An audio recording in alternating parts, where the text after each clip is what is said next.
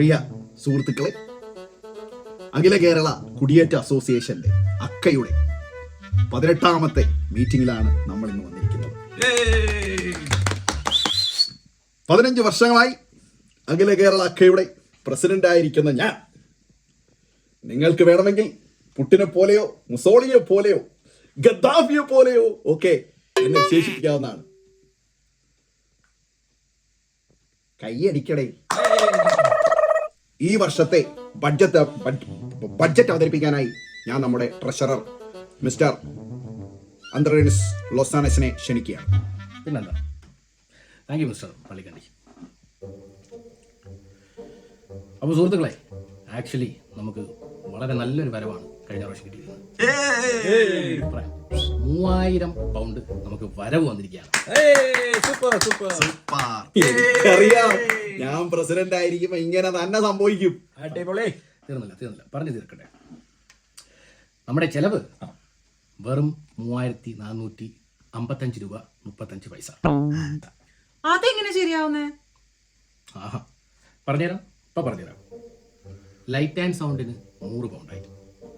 പിന്നെ ഇങ്ങേരുടെ ഈ ചതലും പൊടിയും പിടിച്ച ആ പണ്ടത്തെ ഈ മൈക്കും മറ്റേ സ്പീക്കർ സെറ്റും കൂടെ വെച്ചിട്ടുള്ളതിനാണ് 100 പൗണ്ട്.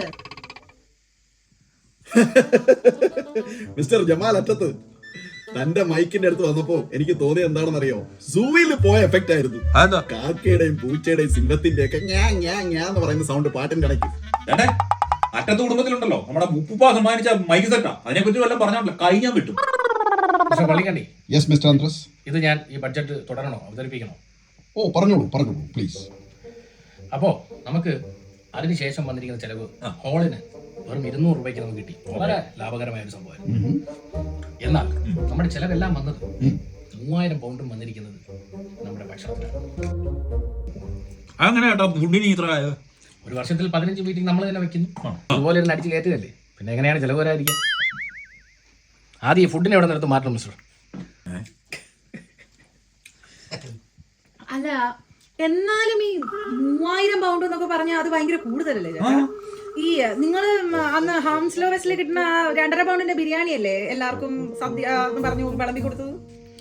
മിസ്റ്റർ അറ്റത്ത്, തന്റെ അടുത്ത് അപ്പോഴേ ഞാൻ പറഞ്ഞതല്ലേ, ചൈനയെന്നോ കൊറിയെന്നോ 2.5 പൗണ്ട് എന്ന് പറയുന്നതിന് പകരം 1 പൗണ്ടിന് കാക്ക ബിരിയാണി ഓർഡർ ചെയ്തുകൂടായിരുന്നോ? കാക്ക ബിരിയാണിയോ? ഓ, എന്റെ പൊന്ന് ട്രഷറേ, അവളുടെ കാര്യം പറഞ്ഞു കൊടുക്ക. ചുമ്മാതിട്ട് ഞാൻ പറയും. അതായത് സംഭവം എന്താണെന്ന് വെച്ചാൽ, നമ്മൾ ഈ ഭക്ഷണം എന്ന് പറയുമ്പോൾ അതിലൂടെ മദ്യസേവയൊക്കെ ഉണ്ടാവുമല്ലോ. ചെലവും കൂടെയൊക്കെ അഖില കേരള കുടിയേറ്റ അസോസിയേഷൻ, ഇത് അഖില കേരള കുടിയന്മാരുടെ അസോസിയേഷൻ ആണ് എന്ന് ഈ UK മൊത്തം ഒരു പറച്ചിലുണ്ട്.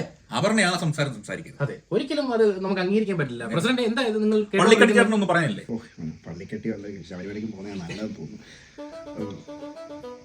മോളെ, കഴിഞ്ഞ വർഷേ ഓർമ്മയുണ്ടോ? 2 ഉപ്പി വയനം കടിച്ചകത്ത് കയറ്റിയതാ. അല്ല, ഇവിടെ വേറെ എന്തൊക്കെ കാര്യങ്ങൾ ചർച്ച ചെയ്യാനുണ്ട് ചേട്ടാ? പറയൂ. മോള് പറഞ്ഞാണ് എന്റെ ശരി. അപ്പം തുടങ്ങ്.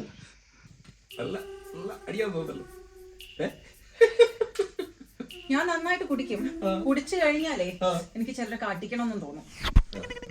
ജമാലെ എന്തോ അറ്റത്തോട്ടം മാറിയിരുന്നു. പള്ളിക്കട്ടി ചേട്ടാ, ഈ ബ്ലാങ്കറ്റ് വല്ലതും കിട്ടും, ഭയങ്കര തണുപ്പ്.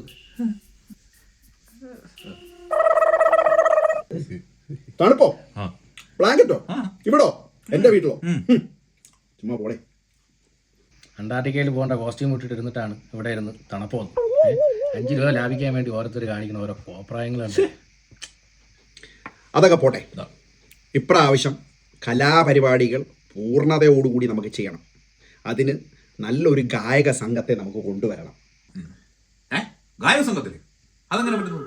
കഴിഞ്ഞ 15 വർഷമായിട്ട് ഞാൻ ഇവിടെ സ്റ്റാറായിട്ട് പാടിക്കൊണ്ടിരിക്കുമ്പോഴത്തേന് നമ്മുടെ അസോസിയേഷന് വേണ്ടി എല്ലാ വർഷത്തെയും പോലെ അല്ല, ഈ പ്രാവശ്യം 3 നല്ല സൂപ്പർ ഗാനങ്ങളെ കൊണ്ടുവരുന്നത്. ഞാൻ പറയാം, ആദ്യത്തെ പാട്ട് യഹൂദിയായിലായിരിക്കും അല്ലേ? അതല്ലെങ്കിൽ മറ്റേ പിള്ളേരൊക്കെ ഡാൻസ് കളിക്കാൻ വേണ്ടി നീ ഒരു സൂപ്പർ പാട്ടിടുവല്ലേ? ആ വേൽമുരുക.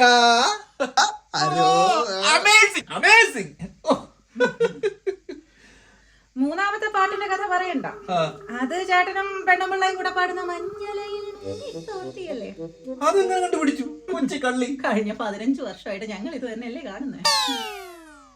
ഞങ്ങളുടെ ഒരു തിരുവാതിര കളി അത് ഈ പ്രാവശ്യം എന്തായാലും വേണം. മാർഗംകളി വേണം.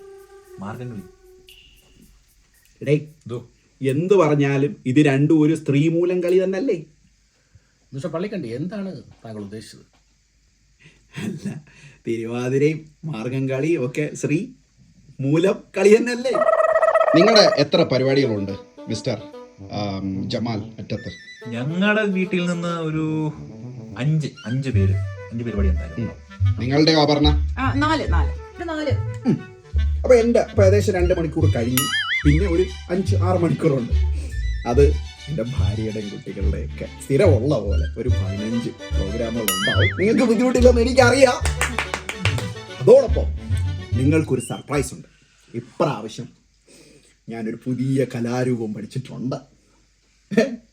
ഞങ്ങളെ പോലുള്ള ആൾക്കാർക്ക് വേണ്ടിയിട്ടുള്ള ഒരു പുതിയ കലാരൂപം, മോഹിനിയാട്ടം. പള്ളിക്കണ്ടി ചേട്ടാ, ഓ, എന്നെ കൂടെ ചേർക്കും അതിനകത്ത്. അത് വെളുത്തവർക്ക് മാത്രം ഉള്ളതാണ്. അതെ, അത് ശരിയാണ്. മോഹിനിയാട്ടം എന്ന് പറഞ്ഞാൽ അത് മോഹിനികൾ ആടുന്ന ആട്ടമാണ്. അല്ലെങ്കിൽ അത്ര സൗന്ദര്യമുള്ള പുരുഷന്മാർക്ക്, അതായത് വെളുത്ത് അത്ര സൗന്ദര്യമുള്ള പുരുഷന്മാർക്ക് പറ്റും. അല്ലെങ്കിൽ കുലസ്ത്രീകളല്ലാത്ത ആൾക്കാർക്ക് അത് പറ്റാനുള്ള സാധ്യത, അത് ചെയ്താലും അതൊരു ഭംഗി ഉണ്ടാവില്ല. അമേസിങ്. അതെ, നിങ്ങളെ കുറേ നേരമായി സത്യം പറഞ്ഞാൽ ഇത് 15 വർഷമായിട്ട് ഇത് തന്നെയാണ് ഞാൻ കേൾക്കുന്നത്. ഞാൻ ചോദിക്കുന്നത്, പുതിയ പിള്ളേരെ ഒന്നും നമ്മൾ എടുക്കുന്നില്ല, എന്താണ് ഉദ്ദേശം? നമ്മൾ ഈ പുതിയ സ്റ്റുഡൻറ്റ്, വർക്ക് വിസ, ഇഷ്ടം പോലെ പിള്ളേർ ഇവിടെ ഇറങ്ങുന്നുണ്ട്. നമ്മുടെ സംഘടനയിൽ 5, 10, 20 പേരും ഉണ്ട്. നമ്മുടെ കുറേ ആൾക്കാരെ കണ്ട് വെറുത്ത്. നോ, പുതിയ പിള്ളേരെ എടുത്താൽ നമ്മുടെ സംസ്കാരത്തിന് തന്നെ മൂല്യച്യുതി ഉണ്ടാകുന്ന അവസ്ഥയിലേക്കാണ് നമ്മൾ കടന്നു പോകുന്നത്, അല്ലേ? പുതിയ പിള്ളേർക്ക് മോർഗേജ് ഉണ്ടോ? കാറുണ്ടോ? വീടുണ്ടോ? വീടാ നല്ല കോട്ടുണ്ടോ? നല്ല ഗായകരുണ്ടോ? ഒന്ന് നിർത്തുമോ? ഈ അസോസിയേഷൻ ഞാൻ വേർത്തു, സത്യം പറഞ്ഞു മടുത്തു. അതായത് നിങ്ങൾ കുറേ പേരുണ്ട്, നിങ്ങളുടെ കുടുംബക്കാരും ഇതൊക്കെ കണ്ട് എന്നെ കൊണ്ടിരുമേ. ഞാൻ നല്ല അടിപൊളി ചെറുപ്പക്കാരുമായിട്ട് ഒരു സ്ട്രോങ് അസോസിയേഷൻ ഇപ്പൊ തുടങ്ങി കാണിച്ചു. ചെറുപ്പക്കാരാണ് ഞാനുണ്ട് ചേട്ടാ. എന്നാ കൊടുകൈ. നമ്മുടെ കോഡ് ഓഫ് എത്തിക്സിന് നിരക്കാത്ത പരിപാടികൾ ചെയ്യുന്ന ഒരുത്തരി സംഘടനയിൽ ആവശ്യമില്ല. ഇറങ്ങി പോയിടാ. എനിക്കൊരു ശത്രുവായിട്ട് ആ ജമാല് വളർന്നു വരുമായിരുന്നു. ഇനി ഞാൻ ഈ അസോസിയേഷൻ പ്രസിഡന്റ്, നീ വൈസ് പ്രസിഡന്റ്, സെക്രട്ടറി, ഖജാൻജി എല്ലാം നീ തന്നെ കേട്ടാ. അതോടൊപ്പം തന്നെ നിന്റെ 5 മക്കൾക്കും ഉള്ള പാർട്ടിസിപ്പേഷൻ ചെയ്യാനുള്ള എല്ലാ പരിപാടിയും നമ്മളുടെ ഓർഗനൈസേഷനിലുണ്ട്. അതുപോലെ എന്റെയും എന്റെ ഭാര്യയുടെയും കൊച്ചുങ്ങളുടെയും പരിപാടി വെച്ച് നമ്മൾ ഇതൊക്കെ പൊളിക്കും. നമ്മൾ പൊളിക്കും ചേട്ടാ.